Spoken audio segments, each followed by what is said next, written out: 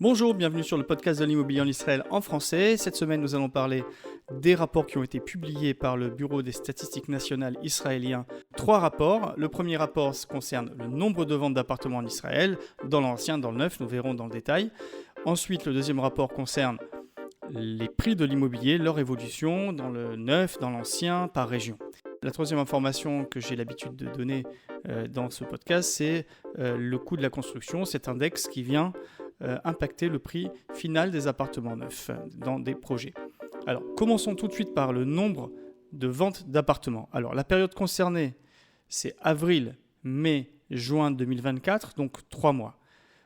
Entre avril et juin 2024, 22 670 appartements ont été vendus, ce qui représente une augmentation de 38,2% si on compare la même période l'année dernière, c'est-à-dire en 2023.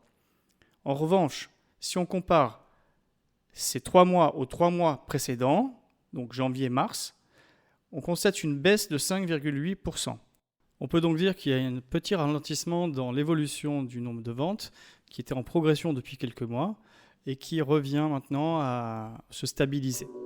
Alors, concernant les appartements neufs, quelle est l'évolution des ventes ? Tout d'abord, il faut savoir que 46,4% des appartements vendus sont des appartements neufs. Nous sommes dans une proportion d'environ moitié-moitié, neuf, seconde main. Quand je parle des 46,4% des appartements vendus sont neufs, cela comprend aussi les appartements vendus sous le programme Mechir leMishtaken ou Dira leHanacha. Donc en français, tous les appartements qui sont vendus avec des subventions particulières pour les primo-accédants. Si on prend le marché libre des appartements dans des projets neufs, donc il faut enlever ces 17% sur les 46%. Donc on arrive à environ à 38% d'appartements neufs sont vendus sur le marché libre. Le reste étant soit des appartements subventionnés dans des projets neufs, soit des appartements de seconde main. Il y a une augmentation de 57,3% du nombre de ventes par rapport à l'année dernière, pour la même période, si on prend ces 3 mois. Donc c'est une énorme différence entre ce qui s'est passé en 2023 et 2024. Mais ça, nous le savions déjà. L'année 2023 a été extrêmement difficile en termes de vente d'appartements, puisqu'elle a fait suite d'abord à une période d'emballement en 2021-2022, où les appartements, notamment neufs, se sont vendus en grande quantité.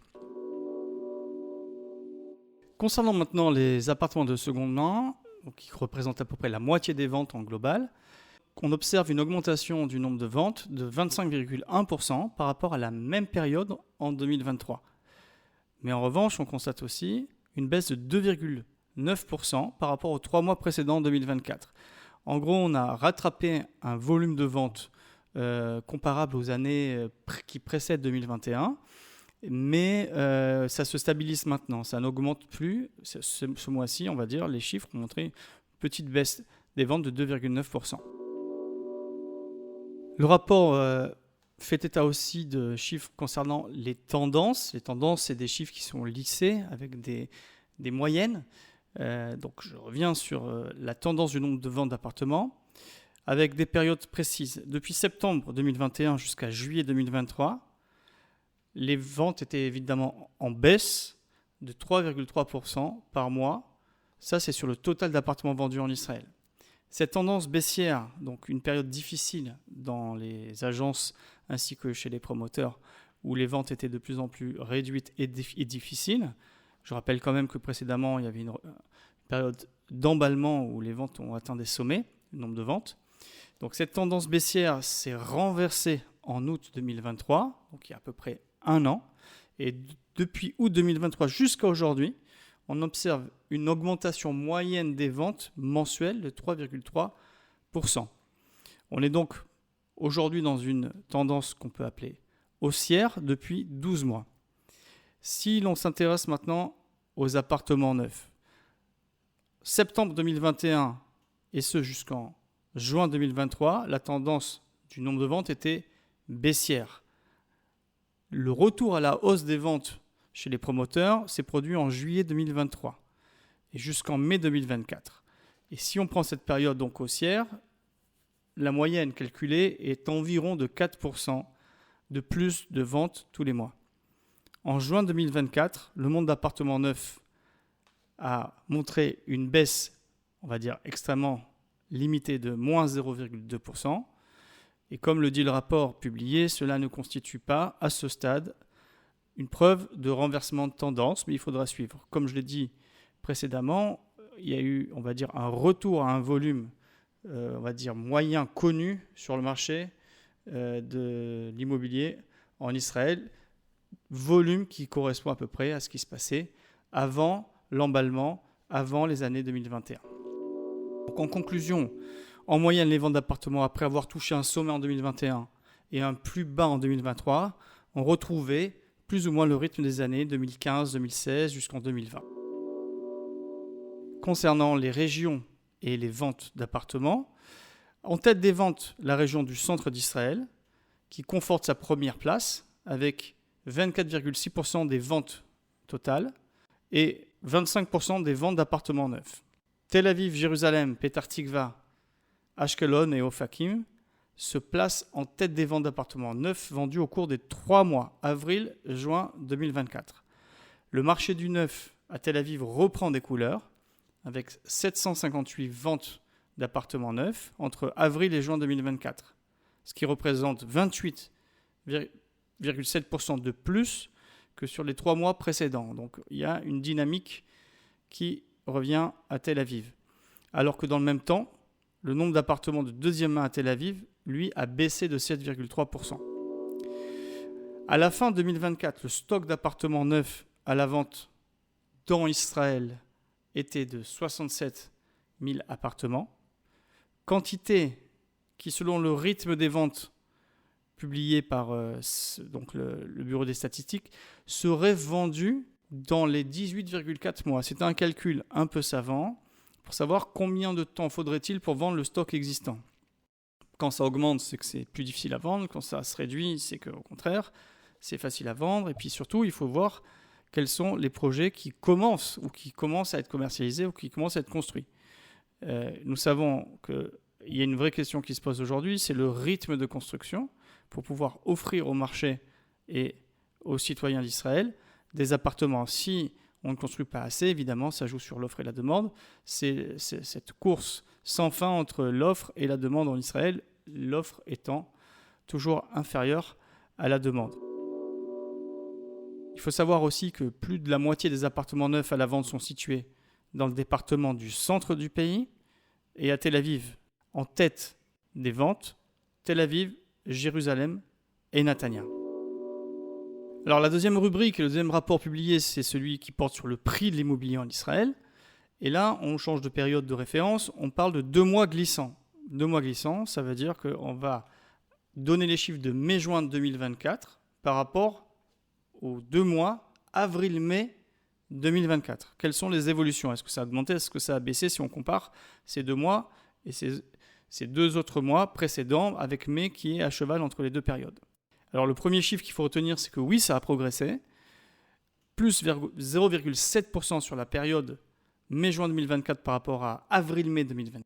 Concernant l'évolution des prix sur un an, si on compare les prix de mai-juin 2024 par rapport à mai-juin 2023, les prix ont augmenté de plus 4,7%, ce qui n'est pas rien. Sur les 10 dernières années, je vous rappelle que la tendance des prix de l'immobilier a toujours été à la hausse, à l'exception de 2 périodes. 3 trimestres en 2018 et le second semestre 2023. Tout le reste a vu des moyennes d'évolution des prix haussières dans l'immobilier en Israël. À partir de 2024, ce qui nous intéresse maintenant, les prix annuels de l'immobilier seront partis de nouveau à la hausse. On va voir ça par région. Donc, les périodes comparées, je rappelle, c'est mai-juin 2024 par rapport à avril-mai 2024. Les prix ont progressé à Jérusalem de 0,7%.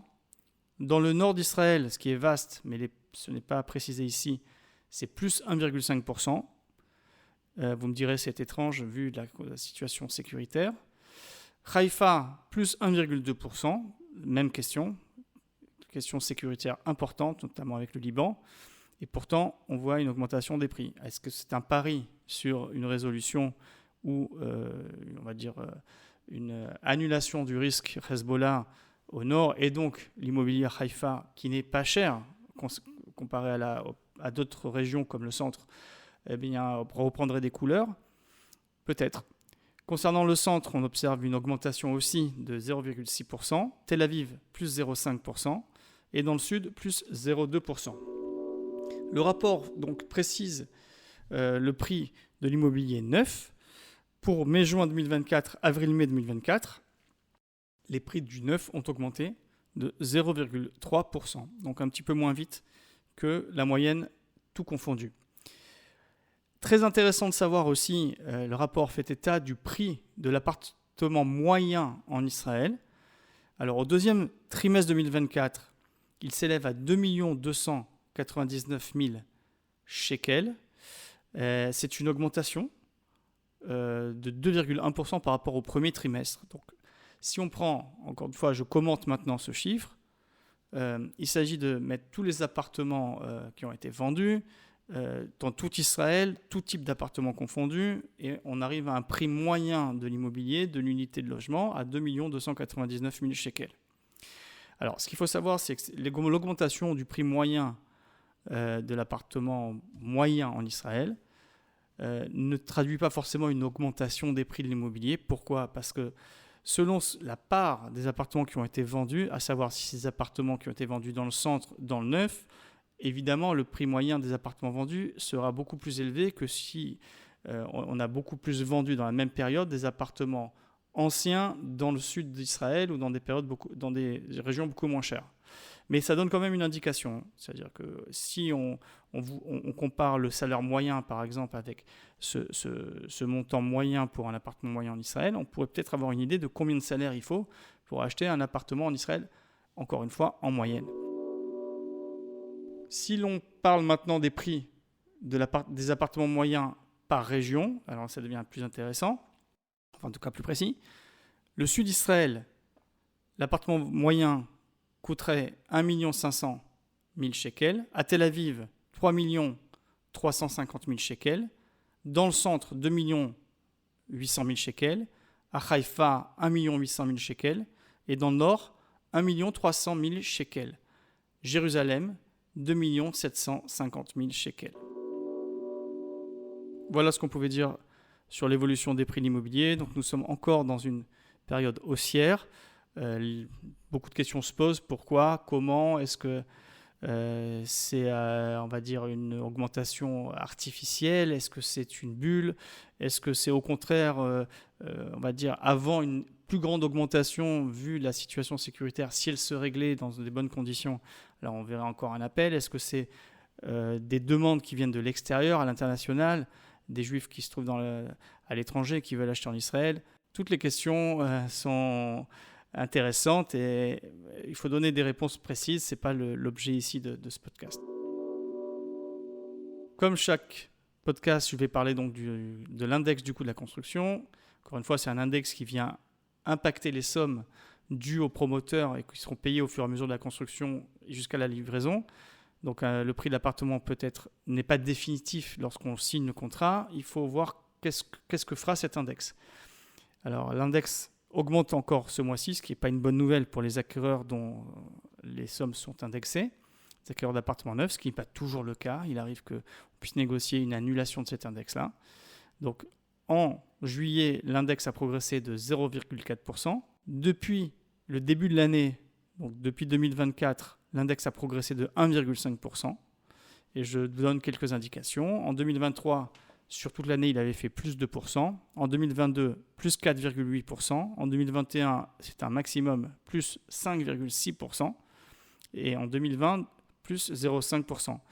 Donc je ne sais pas vers quoi on se dirige, mais si nous sommes au mois d'août, enfin c'est le mois de juillet qui est publié ici, on a déjà fait 1,5%. On peut imaginer peut-être qu'on arriverait à une hauteur de peut-être 2-3%, 3,5% peut-être %.